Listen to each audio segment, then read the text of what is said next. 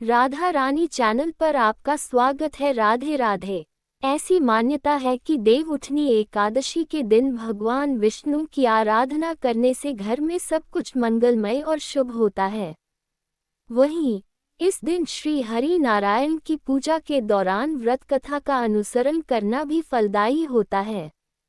देवउठनी एकादशी इस साल 12 नवंबर दिन मंगलवार को पड़ रही है। देवउठनी एकादशी के दिन भगवान विष्णु की पूजा का विधान है। ऐसी मान्यता है कि देवउठनी एकादशी के दिन भगवान विष्णु की आराधना करने से घर में सब कुछ मंगलमय और शुभ होता है। वहीं इस दिन श्री हरि नारायण की पूजा के दौरान व्रत कथा का अनुसरण करना भी फलदायी होता है।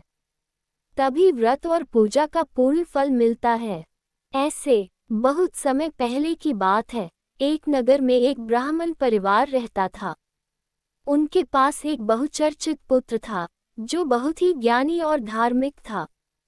उसका नाम रामचंद्र था। वह प्रतिदिन भगवान विष्णु की पूजा करता और व्रत उपवासी रहता था।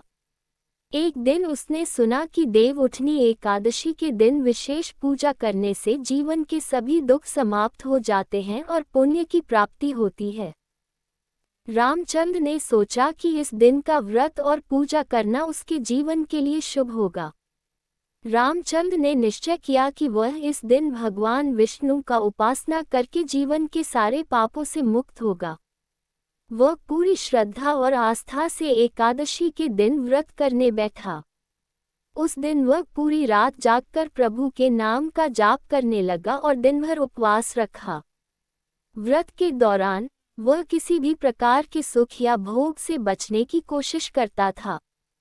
रात्रि में भगवान विष्णु ने उसे स्वप्न में दर्शन दिए और रामचंद्र से कहा कि रामचंद्र ने उनके प्रति निष्ठा और भक्ति से यह व्रत किया है, इसलिए रामचंद्र के सभी पाप समाप्त हो जाएंगे और उन्हें मोक्ष की प्राप्ति होगी।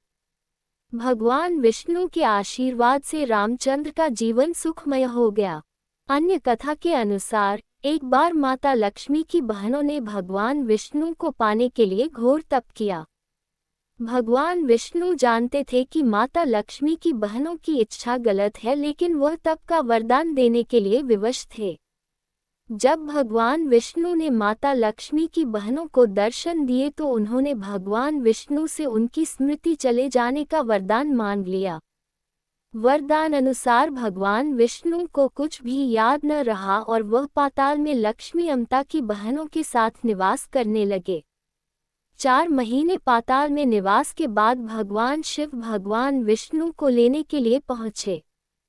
चूंकि भगवान विष्णु को कुछ भी याद नहीं था, इसलिए उन्होंने भगवान शिव के साथ चलने से मना कर दिया, जिसके बाद शिव हरि का भयंकर युद्ध हुआ।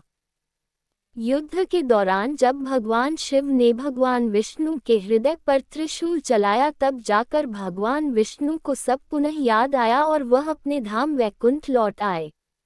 जिस दिन भगवान विष्णु अपने धाम शिव जी के साथ लौटे थे, उस दिन कार्तिक माह के शुक्ल पक्ष की एकादशी थी। भगवान विष्णु के जागने के कारण इसका नाम देवउठनी पड़ा।